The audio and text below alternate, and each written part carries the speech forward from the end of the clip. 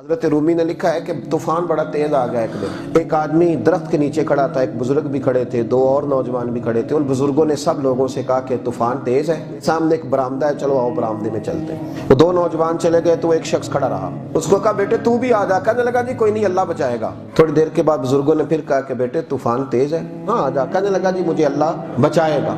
एक इतना बड़ा दरख्त का हिस्सा है, तना इतना मोटा, ऊपर से जोर से गिरा और जब इसके पीछे लगा सर के तो धड़ाम से जमीन पे गिरा, सर फट गया, रूह परवाज कर। वो जो दो नौजवान खड़े थे ना बाबा जी के पास, वो कहने लगे हजरत साहब हमें एक मसला समझाएं कि इस बंदे का तवक्कुल इतना मजबूत था तो चाहिए तो ये था ना कि रब से बचाता, तो ये तो मर गया है। तो वो बुजुर्ग कहने लगे कि बेटे तुमने गौर नहीं किया, वो जो मेरे समेत इसे समझाने आए थे वो सारे अल्लाह ने भेजे थे।